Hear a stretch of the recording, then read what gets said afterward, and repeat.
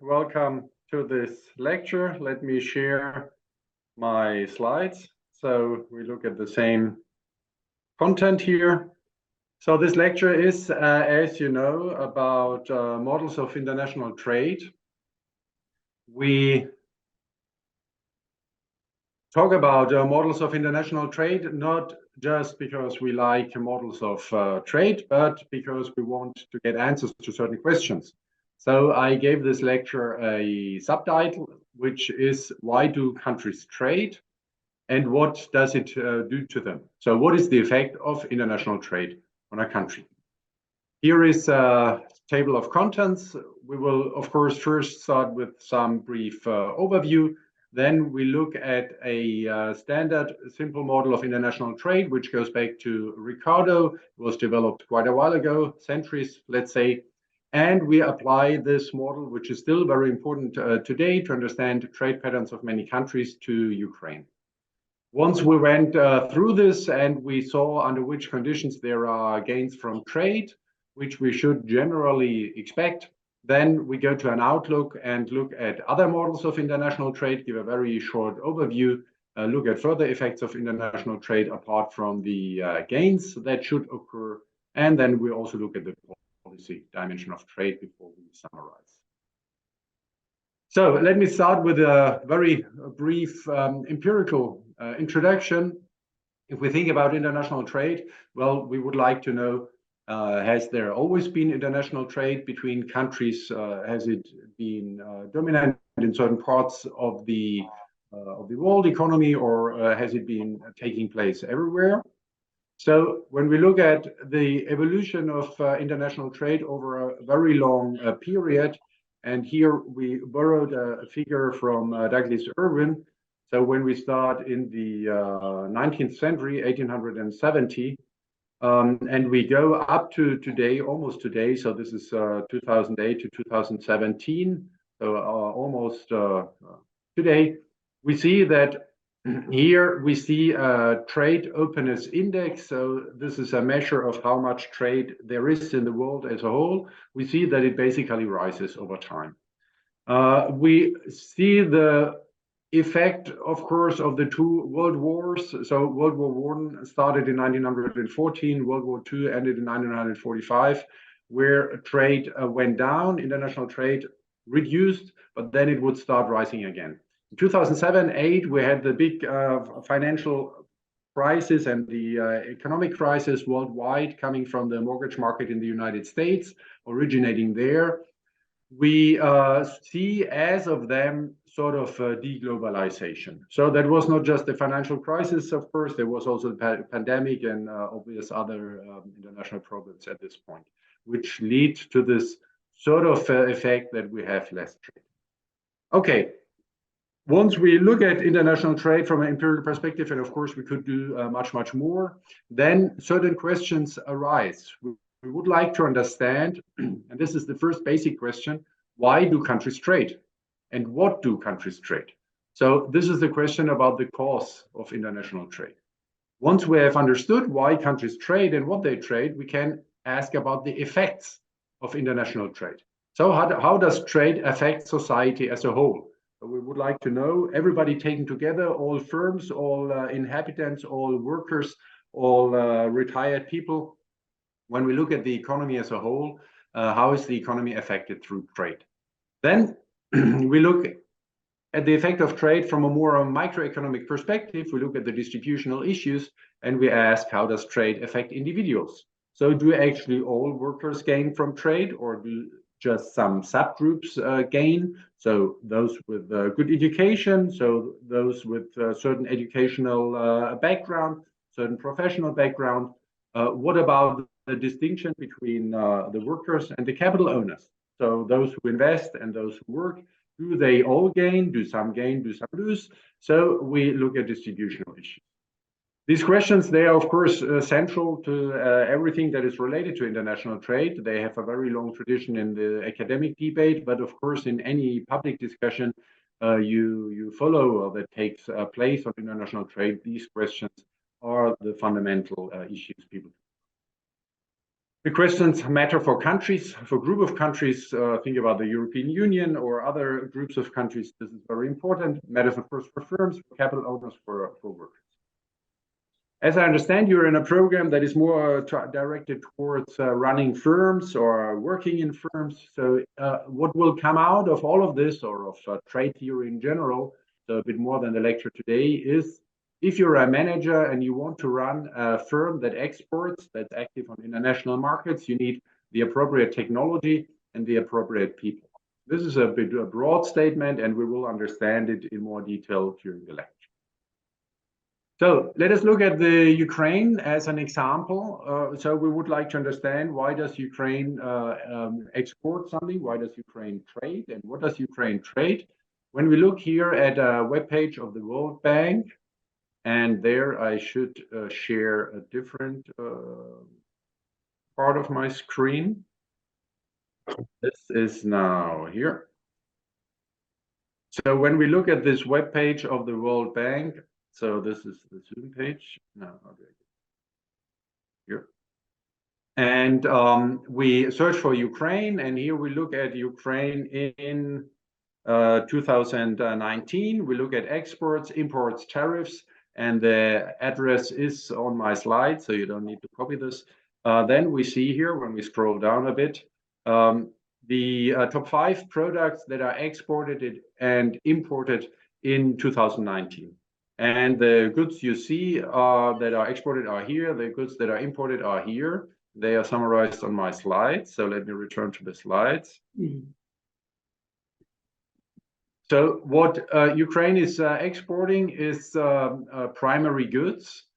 If you want to understand, just a side remark, what primary, secondary, and tertiary means, we classify the economy, you probably heard this before, we classify the economy in 3 large sectors. There's a primary sector, which is agricultural and mining. Energy is part of this sector. There's a secondary sector, which is industry, production of industrial goods. And there's a tertiary sector, which is the service sector, so restaurants, theaters, and these kind of things. So when we look at the exports of Ukraine, to come back to this, we see there are exports of primary goods, agriculture and mining. There are also imports of primary goods, energy. I mean, that's an important source of imports of basically every country that doesn't produce oil and other, that doesn't have other energy sources. But Ukraine also imports cars and semiconductors coming from the secondary sector, from the industry. So once we understand where trade patterns come from, and we will get to know the Ricardian model to explain this trade pattern of Ukraine, then we can provide answers to questions 2 and 3. Under which conditions does society as a whole gain from trade? These are the efficiency effects. And why do some members of society lose, while others gain from international trade? So this is actually a very strong, in the sense of very consistent result of international trade theory. We almost always observe distributional effects due to international trade. So this allows us to understand why there are so many policy discussions about international trade.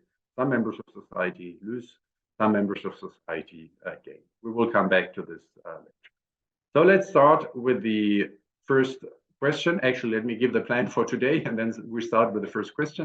So the plan for today is we provide an explanation for the trade pattern in Ukraine by looking at the Ricardian mechanism, by looking at the Ricardo's trade model.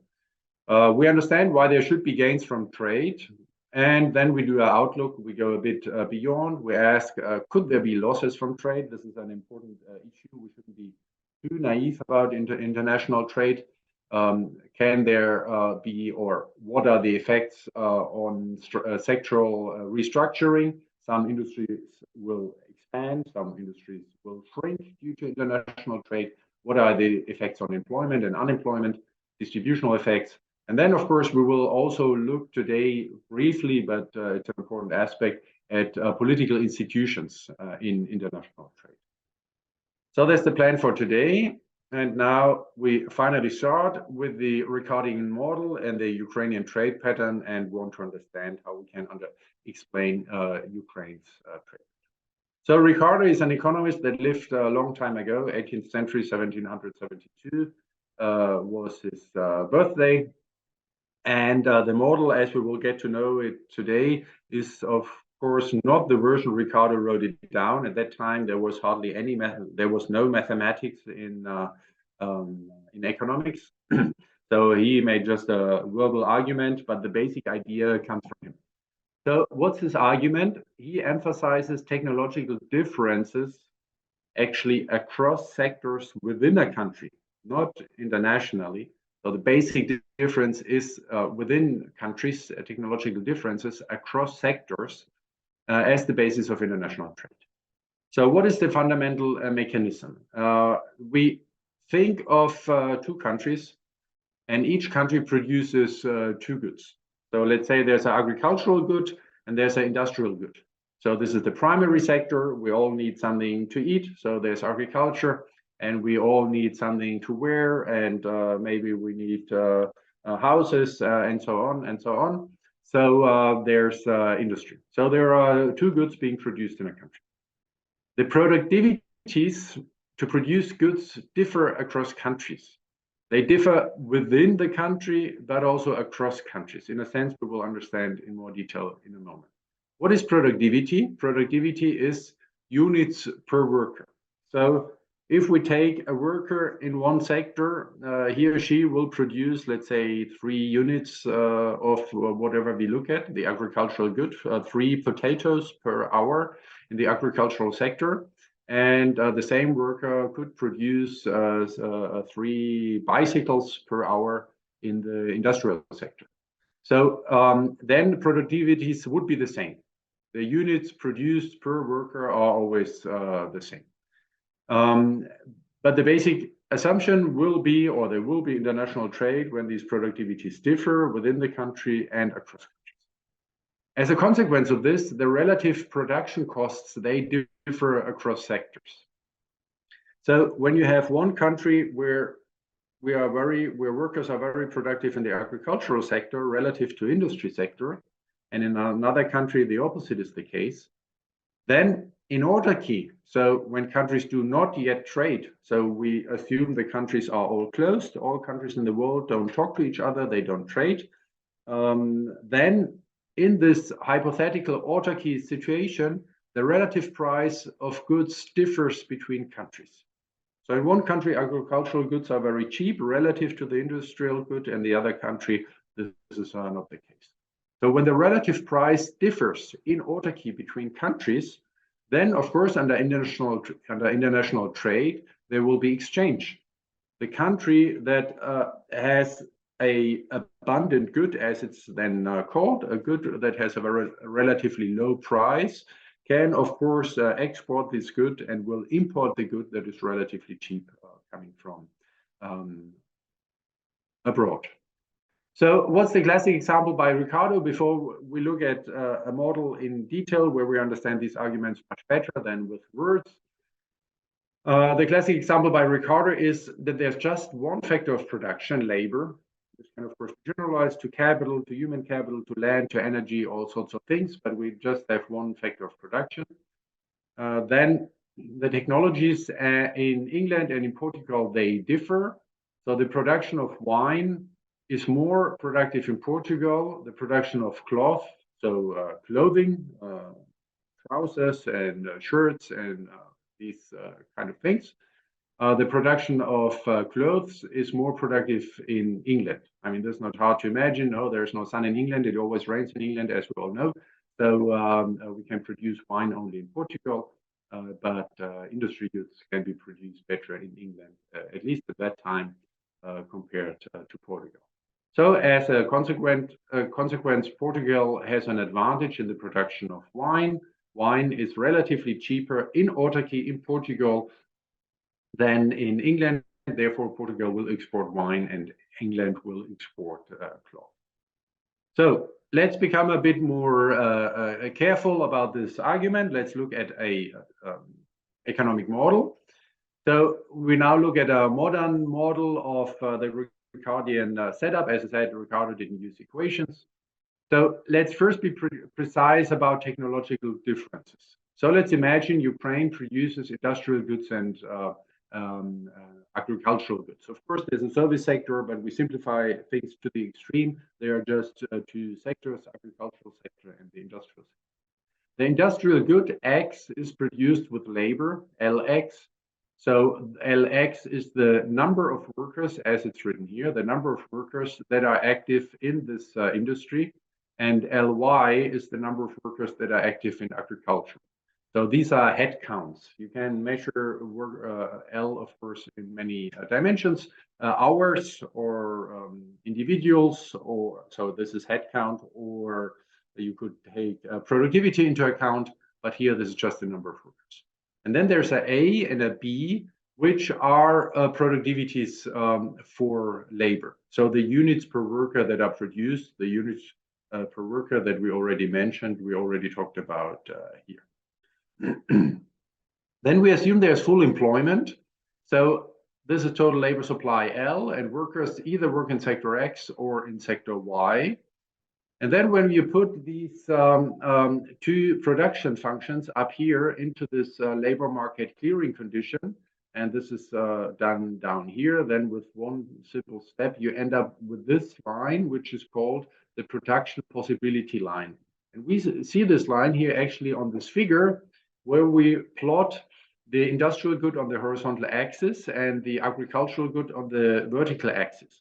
And we see this production possibility line that comes from the labor market clearing condition that we saw in the two production functions. So this line shows us output of good Y. Sorry, this is in German here. German here. This is wine. So output of good Y as a function of output of good X and the productivities in the different technologies and total labor supply in the economy. And we see this straight line, and it gives a relatively intuitive relationship. So if we fix output of good X, if we fix how much is produced in the industrial sector, then of course, given that BA and B and L are given, they are exogenous, they are constant. Once we fix X, we know how much we can produce of Y. So if we want to produce a lot of the industrial goods, here cloth, again German cloth, a lot of the industrial good. So we move here to the right, then we go up here to this line, then we see we can produce relatively little of the other good. I mean, this is obvious. If you put all the workers in one sector, then there are fewer workers left for the other sector. If we say we don't produce a lot of this X, so we are here close to zero, then we can produce a lot of the other good Y. So this is the fundamental trade-off at the level of the economy between these two goods. So you can be a good manager, you can have good people in your firm, but the economy as a whole has a constraint, which are the factors of production. So you can produce on this line here somewhere in this economy. All right, so these are the production possibilities. Now we need to think about consumers. What is it that consumers actually like? So we need demand functions. We describe consumers by preferences. Preferences of individuals are described by a utility function. So utility of a worker or of any inhabitant depends on consumption of good X and consumption of good Y. So utility increases in both of these goods, in both of consumption of X and Y. So we enjoy more industrial goods, we enjoy more agriculture. Individuals, they face, of course, a budget constraint. I mean, if you think about economics, you want to define economics, then scarcity of resources would be one part of a definition. And this is captured here by a budget constraint. We cannot spend more than what we earn.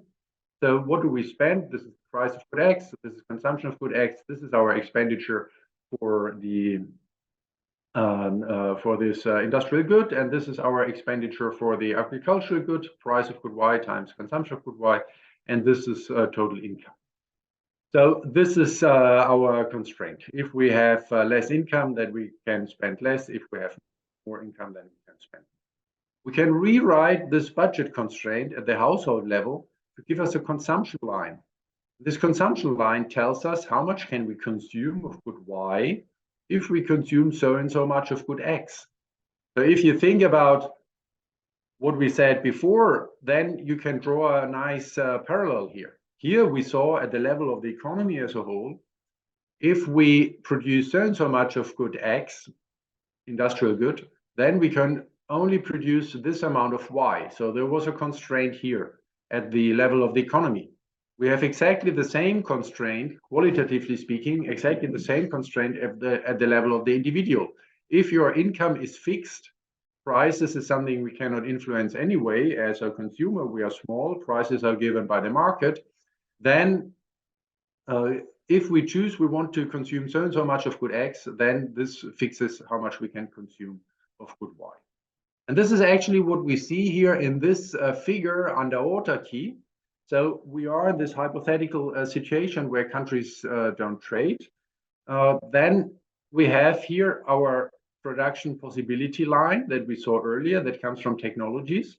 That tells us how much can we consume, how much can we produce in this country of good X and of good Y. And then we add here so-called indifference curves, which you probably know from microeconomics. So on this curve, we have at each point the same utility level. So we had here our utility function. Utility function has certain properties. It's concave and differentiable and everything. Given the properties we usually assume for this utility function, so it rises in Cx and Cy, and the second derivatives are negative. This is actually the proof point. Then we get, and we fix the utility at U bar, then we get the indifference curve here. And then we know when we study this a bit longer, we do a bit more of microeconomics, when we move outwards, so as it's written down here, when we move into the direction of northeast, so here is north, of course, here is east. So when we move this indifference curve towards northeast, so here would be a third, a fourth, then we know that utility increases. So utility maximization means moving this curve outwards. So the best you can do in autarky is, given this production possibility line, and given that in autarky, our consumption line is actually identical, it has the same slope, then the best we can do is we move the utility curve outwards up to a point where we just have a tangency point here, where you see hopefully right now my hand, I mean the virtual hand. So this is the P, the production point, and in autarky, this is also the consumption point. Obviously, in autarky, I mean, you don't import, you don't export, you consume what you produce domestically. If we produce this amount of good X, if we produce this amount of good Y, then this is what we consume. Okay, so this is the starting point in autarky. Let me see. Okay, there are more participants here right now. Are there any questions at this point?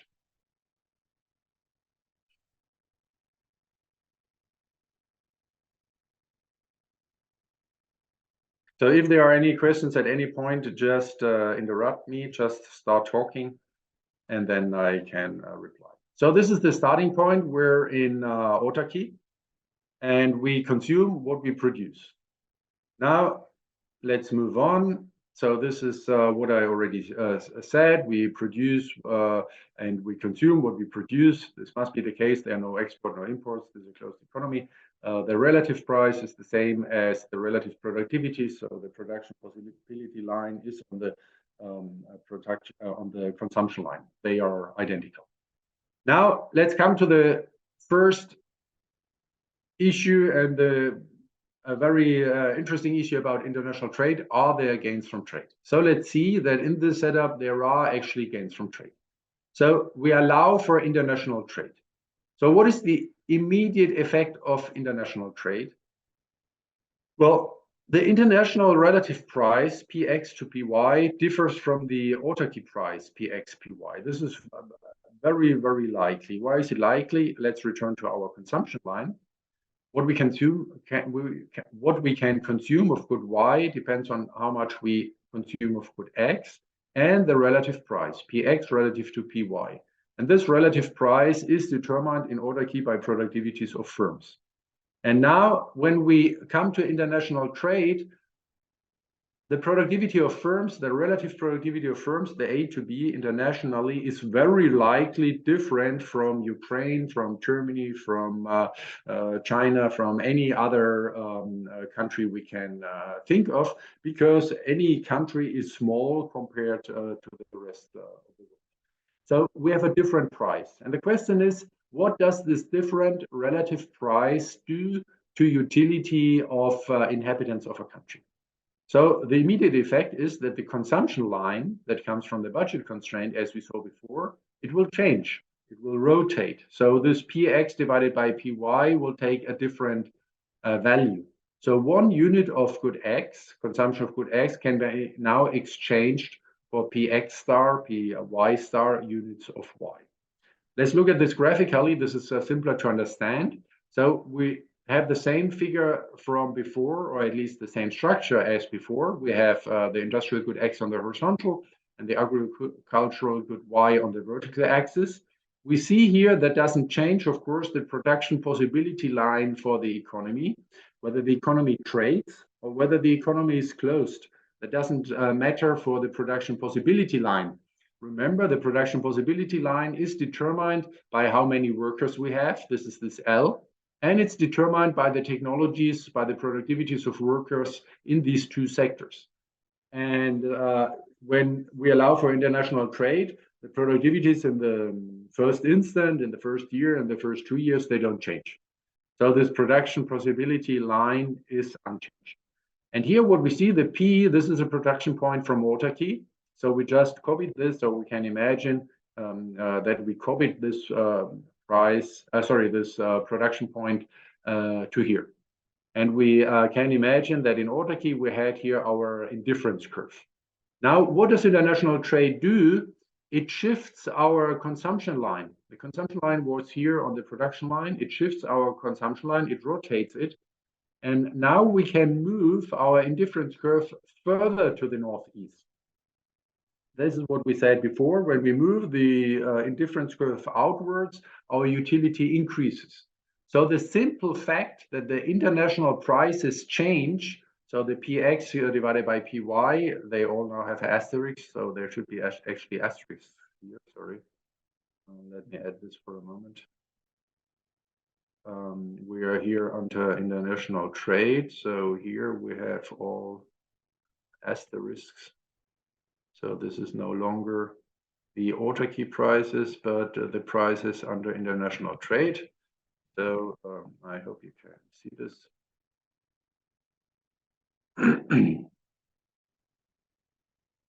So this should not be axis, but asterisk, stars.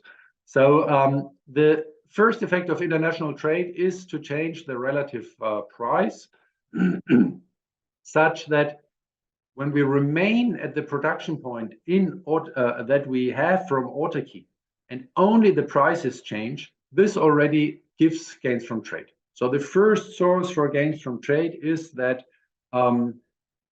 we can exchange our domestically cheap good with the internationally cheap good. This is profitable for all countries that are involved in international trade. So we are on a higher utility level simply by allowing for this exchange at a different relative price. And okay, this is written somewhere here. This is for your own reading. This is what I just said. Here, dashed consumption line and dashed indifference curve show gains from trade simply because of differing international relative prices. This is the first source of gain from international trade. Okay, and then there's a second source of gains from international trade. When we are here at this production point under international trade and the prices now differ, then workers in sector Y actually gain more than workers in sector X because of this change in the relative price. And therefore, workers will move to the other sector. Workers will move away from sector X and will move towards sector Y. So in this example, in autarky, the country produced both industry and agricultural goods. under international trade, the country will specialize completely in the production of agricultural goods. And this is actually the second source of international trade. So workers in sector X earn less than workers in sector Y. Workers leave the sector, production point moves upwards. The process comes to an end when all workers are employed in sector Y, as we just saw on this figure. There's complete specialization, and this specialization is the second source of gains from trade. So different prices is the first source, specialization is the second source. When we return to Ricardo's example, we would observe that Portugal specializes completely in the production of wine. Okay, when we ask what are imports and exports, imports then of course amount to what we consume domestically of good X minus what we produce domestically of good X. Let's go back to the figure. So under international trade, the production point moves up here. So here's our production point under trade. How much do we produce of good X? Well, nothing, zero. So we are up here. We have here our consumption line. This is our production possibility line. That doesn't change. This is our consumption line. It changes because of the price change, and it changes because of the specialization.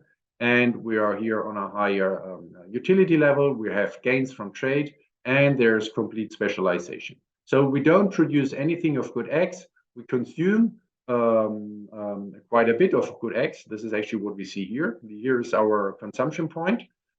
This is our indifference curve. So this is our consumption line. So this is our consumption point of good X. So this is consumption of good X.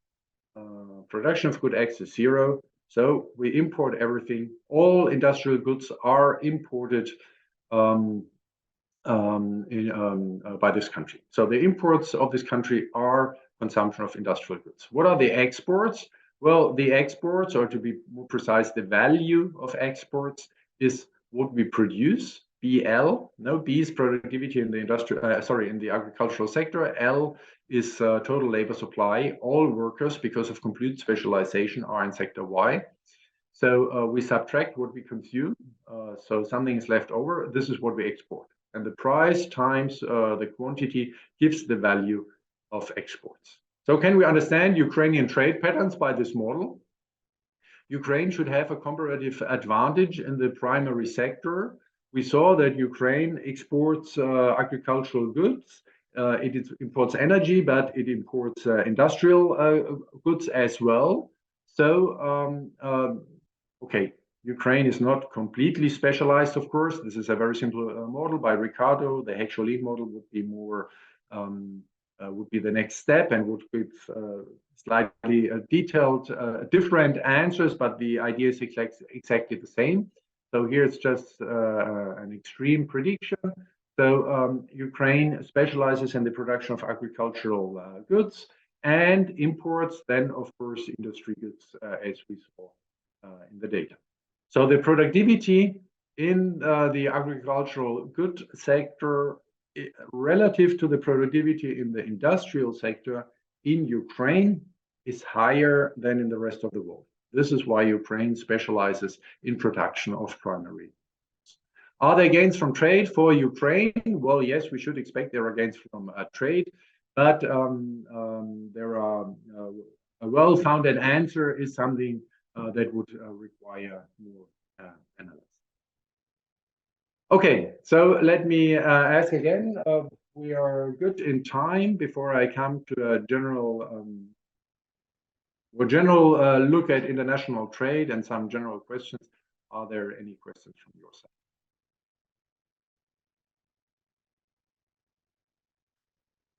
So yeah, I actually have a question. You mentioned that there is a more detailed model that can explain how trade works. Can you name it once again, because I quite haven't catched it? Yeah, that's a valid point. The model I mentioned is the model by Heckscher and Waelde, but you will actually see it in a moment. It's written here. So it's written here. So I will talk about it. The idea is, let me anticipate this a tiny bit. where were we? Okay, here with this Ricardian model, we have this extreme prediction that there is complete specialization of a country. When you generalize this to the world as a whole, so we look at Ukraine and Germany and Peru and Canada and Australia and I don't know what, many countries of this world, all countries in this specification should completely specialize in the production of one good, which is extreme. This extreme comes from the assumption that there's only one factor of production, labor.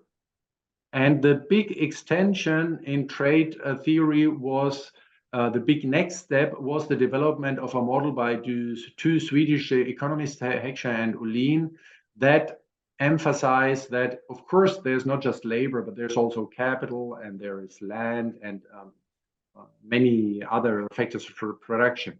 When you allow for capital and labor, you have basically the same prediction that countries specialize in the production of the good where they have a comparative advantage. So there's still specialization, but there's not complete specialization. So in this sense, this is very extreme with the complete specialization. This is due to the assumption of labor as the only factor. Okay. So let's do this tiny outlook.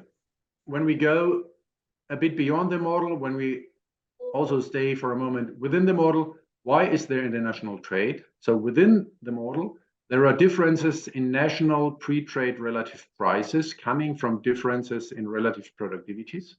One good is abundant, say the agricultural good in Ukraine, and is relatively cheap. Other goods are expensive in autarky. And the abundant good is exported and the expensive good is imported simply as it's cheaper. So here's the extension you just asked about. We can not think about differences in technologies, but differences in factor endowment. So we have capital and we have labor. And then we can think about how do countries differ in the capital stock, in the economy as a whole, relative to the number of workers. So we look at the capital stock, capital here, divided by the number of workers. And when countries differ in this ratio, and of course there are rich countries and there are poor countries in this world, this is an obvious fact, then the same mechanism starts. The same argument goes that the relative price differs across countries between two goods, and therefore there will be international trade, there will be a gain from exchanges. Then the third step, and this is sort of now we are arriving in modern times in the present. I mean, okay, it's still probably before you were born, but Krugman, Paul Krugman, who's still alive, very famous, got the Nobel Prize. These two guys, I think, as well. He developed a model in '79, and he said, it doesn't make sense to think about goods as we do it in the Ricardian model or as we do it in the Heckscher-Ohlin model. It doesn't make sense to think about X agricultural good or Y industry good as one homogeneous good. I mean, when you think about agricultural goods for less than a second, of course, you immediately have in mind that there are apples, there are bananas, there are oranges, there is all sorts of things. There are cows, so there's meat, and so on and so on. So we don't have a homogeneous good. For industry goods, it's of course the same. All these goods, they differ. And Paul Krugman developed this model where he talks about differentiated goods. And when you have differentiated goods in the context of increasing returns, so firms have a certain amount of market power, then we will have trade within a sector. So there will be industry firms active in industry in Ukraine that export industry goods, and there will be firms or consumers in Ukraine that import industry goods from abroad, and the same for agricultural goods. So you have trade within a sector. Then you can go down more on the firm level. You can allow for individual firms and let them compete oligopolistically. So you have a duopoly, you have a firm in Ukraine, and you have a firm in, let's say, Turkey, and they produce very similar things.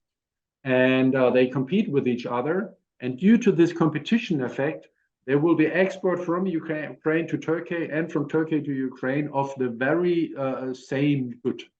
This is actually that goes back to a paper by Brander. That's a very surprising mechanism that you can trade the same, one and the same good, identical good across borders just because of competition. Then there's, of course, international capital flows.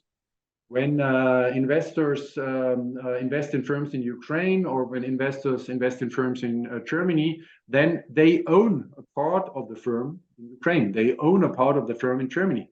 So as a consequence, they get as a reward, I mean, interest payments, as a reward part of the production of the firm.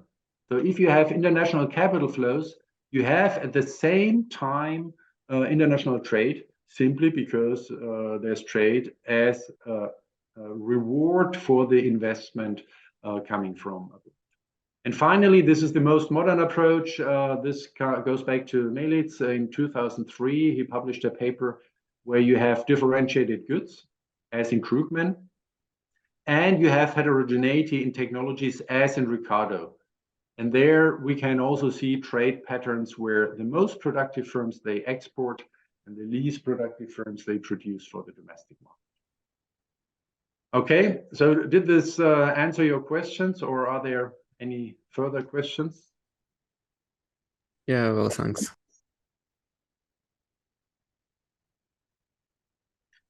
All right, then we're heading towards the end. Here I would like to talk about further aspects of international trade. Economists usually emphasize gains from trade. And economists on average like free markets. They are maybe a bit conservative, but they also tend to be liberal, let entrepreneurs do what they want. But some economists are a bit more skeptical about what international trade and economic activities in general do to people. So there can be discussion, and the discussion in international trade is about gains from trade. Can there be actually losses from trade? And there's an insight that goes way beyond economics of international trade that is valid for all of economics, including management science, including issues concerning how to run a firm. There can be losses from international trade if markets do not work perfectly.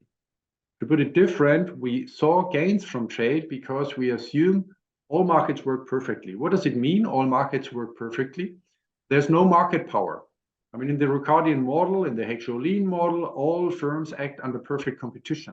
They are all price takers. All households are price takers. Everybody is small. Prices are set on the market. There are no externalities. I mean, what is an externality? I mean, classic example for the world as a whole is greenhouse emissions. I mean, global warming comes from a classic externality. We produce something and we emit greenhouse gases, and this is something that should be taken in principle into account by governments. So this is a negative externality.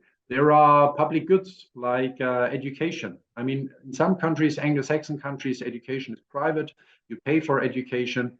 You can pay actually as of the first year you're born for education. The tradition in continental Europe is different. All education is free. Education at universities is free. Education can be seen as a public good. Quality of their environment is a public good, and so on. And the most, well, not the most important thing, but another issue that must be satisfied if you want markets to work perfectly is you need complete information. And that plays a huge role in firms. I mean, maybe you did an internship somewhere. Maybe you remember, hopefully you remember a couple of the words from your studies once you work. Big problem in all firms I got to know, I mean, I also worked outside of the university, is information across departments, information across co-workers.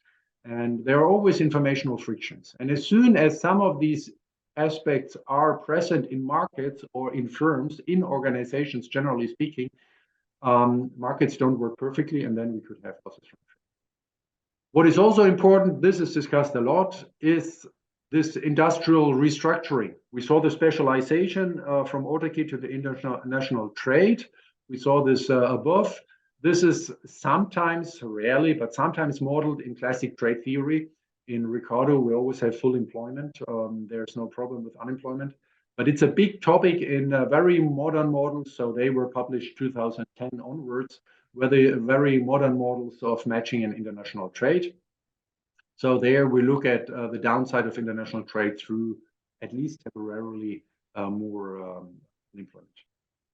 Then there are distributional effects of international trade. This is a classic topic ever since Heckscher and Ohlin. Heckscher and Ohlin, remember here, argued that there are two factors of production, capital and labor. So some gain, capital owners could gain, labor could lose in real terms due to international trade. Even though all markets work perfectly, that was a very surprising result by Stolper and Samuelson. Samuelson got the Nobel Prize a while ago. He did this joint with Stolper. Stolper was the PhD student. He had the results. Samuelson knew how to write it down in a good way. So the abundant factor gains in real terms. There's more demand coming from abroad, and the scarce factor actually loses in real terms due to international trade. So distributional effects under trade are very strong. Last thing before I conclude, policy dimensions of international trade. So this is something I got from this webpage here.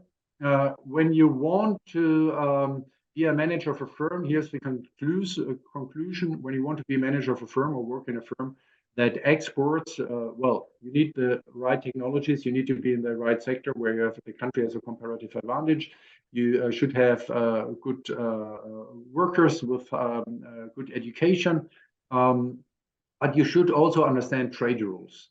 And trade rules, international trade rules, they were originally after the end of World War II set down in the General Agreements on Tariffs and Trade, the GATT, and this turned into the World Trade Organization in '95. Ukraine actually became member in 2008. There are 164 members since 2016, so apparently nothing happened since then. But 164, this is almost all countries in the world. I think, I mean, depending on what you do with tiny islands on the world, we have maybe around 180 countries. So the WTO coordinates regulations on trade, so tariffs. I mean, if you export a good or you want to import a good to some other country and the other country may levy a tax of 10% per unit that is imported or per value of the good that is imported, then there can be non-tariff barriers. We could say impose a quota, or we do not import more than 100,000 tons of whatever. There can be standards. That's very important, I think, in international trade. Labor standards. We don't want to import things from countries where there are children that work and so on and so on. Environmental quality aspects are taken into account. Okay, so let me summarize. We looked at international trade. We got to know the fundamental questions about international trade. Why do countries trade and what do they trade? How does trade affect society as a whole? That's the efficiency question. Are there gains from trade or are there losses from trade? How does trade affect individuals? These are the distributional effects that were discussed for the first time in the Heckscher-Ohlin model. We got to know the basic ingredients of the Ricardian model, and we argued that it can help to understand the Ukrainian trade pattern, and we understood why there should be gains from international trade. We also looked at other issues of international economics, and coming back to what you're probably going to do in the future, we learned some manager lessons. You need to have the appropriate technology if you want to be in a firm that exports, or if you want to export a good. So this goes back to Ricardo that we saw. This is at the heart of the Mellitz model, the most advanced and the most modern model of international trade. You need the right people. That's the Heckscher-Ohlin model, emphasizing the endowment of the economy with certain factors of production. And of course, you need to know the trade rules. This is World Trade Organization. Okay, so thanks a lot for your attention. Good luck with the rest of this course and with your studies and with everything else. else, of course. Dear Dr. Klaus, thank you very much for your lecture, for your time.